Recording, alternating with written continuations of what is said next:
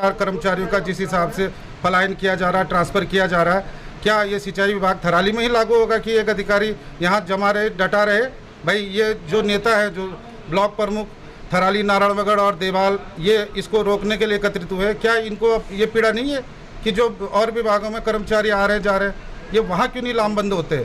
ये सिंचाई विभाग के एक ये प्रभारी अधिशासी अभियंता को रोकने के लिए ये राजनीति की जा रही है, वो बहुत बड़े दुर्भाग्य का विषय है। और मैं आग्रह करूँगा कि भाई कहीं ना कहीं इसकी जाँच हो और ये अधिकारी यहाँ से यहीं रहे, पर हमें अधिशासी अभियंता चाहिए, क्योंकि अति संवेदनशील क्षेत्र है और यहाँ जिस हिसाब से आपदाग्रस्त क्षेत्र है, यहाँ कई जगह भी योजनाएं नहीं बनी है। यहाँ इन्हीं जनप्रतिनिधियों के द्वारा जो योजना दी जा रही है, बस वही चढ़ाई जा रही है, जो ये कहीं ना कहीं एक लगता है कि ये सोची समझी साजिश है और इसका पर्दाफाश होना चाहिए। 2 सूत्री मांगों को लेकर ठेकेदारों का अनिश्चितकालीन क्रमिक अनशन दूसरे दिन भी जारी। चमोली जिले के थराली विधानसभा के विकासखंड थराली में सिंचाई विभाग के प्रांगण में अपनी 2 सूत्री मांगों को लेकर बैठे ठेकेदारों का क्रमिक अनशन दूसरे दिन भी जारी रहा। विदित हो कि थराली में ठेकेदारों का एक गुट अपनी 2 सूत्री मांगों को लेकर के अनिश्चितकालीन क्रमिक धरना प्रदर्शन पर बैठे हैं। उनकी मांग है कि सिंचाई खंड थराली में स्थायी अधिशासी अभियंता की नियुक्ति तथा 3 वर्षों से कार्यरत प्रभारी अधिशासी अभियंता के द्वारा किए गए आय व्यय वित्तीय अनियमितताओं की SIT जांच हो।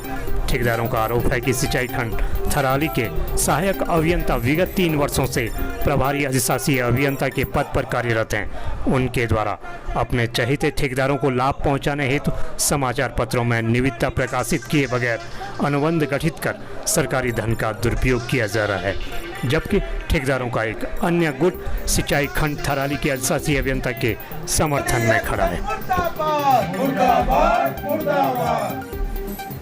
काम चलाओ, एक्शन नहीं चलेगा, नहीं चलेगा, नहीं चलेगा। हमारा धरने का दूसरा दिन है। हम लोग समस्त ठेकेदार संघ की एक मांग है कि इस डिवीजन में एक अस्थायी अधिशासी अभियंता को सरकार द्वारा नियुक्त किया जाए जल्द से जल्द, और साथ ही इस सिंचाई खंड थराली में जो भी वित्तीय अनियमितताएं होगी इसकी एक SIT जांच की जाए। और इस सिंचाई खंड में बहुत सारी अनियमितताएं हैं कि एक प्रभारी अधिशासी अभियंता का, एक AE प्रभारी अधिशासी अभियंता का काम भी कर रहा है और AE दोनों जगहों पर अपनी सिग्नेचर से काम चला रहा है, जो कि शासनादेश के विपरीत है। और इस पर भी सरकार को संज्ञान लेना चाहिए और इसमें भी कार्रवाई करनी चाहिए। और जो हम समस्त ठेकेदार संघ यहाँ पे बैठे हैं, इन लोगों की उचित मांग सरकार को जल्द से जल्द माननी चाहिए। अगर सरकार इस मांग को संज्ञान में नहीं लेती तो हम लोग क्रमिक अनशन के लिए बाध्य होंगे। आज हम लोग यहाँ पे दूसरे दिन के अवसर पर यहाँ जिला सिंचाई विभाग के प्रांगण में एकत्रित हुए हैं। हमारा यहाँ पर जो मुख्य उद्देश्य है वो है यहाँ स्थायी अधिशासी अभियंता की नियुक्ति और कहीं ना कहीं जो वित्तीय अनियमितताएं की गई है यहाँ प्रभारी अधिशासी अभियंता द्वारा, उसकी SIT जांच। पर यह बहुत दुर्भाग्य का विषय है, जिस हिसाब से इस अधिकारी द्वारा यहाँ राजनीति की जा रही है वो बड़े अफसोस का विषय है। और मैं आप लोगों के माध्यम से इस बात को, अगर माननीय मंत्री जी, मुख्यमंत्री जी या जो सिंचाई मंत्री जी, अगर ये आप तक पहुँचती है तो मैं उनसे आग्रह करूँगा कि जो ये नीति आपने नई ट्रांसफ़र नीति लागू की है, 10 साल तक एक अधिकारी एक ही जगह जमा रहे और कहीं ना कहीं जो इस हिसाब से राजनीति करने वाले अधिकारी को रखा जा रहा है, तो ये और विभागों में भी लागू की जाए।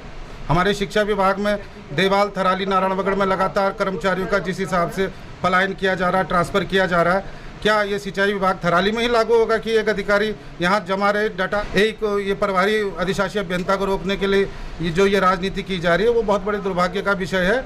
और मैं आग्रह करूँगा कि भाई कहीं ना कहीं इसकी जाँच हो और ये अधिकारी यहाँ से यहीं रहे, पर हमें अधिशासी अभियंता चाहिए, क्योंकि निधियों के द्वारा जो योजना दी जा रही है बस वही चढ़ाई जा रही है, जो ये कहीं ना कहीं एक लगता है कि ये सोची समझी साजिश है और इसका पर्दाफाश होना चाहिए।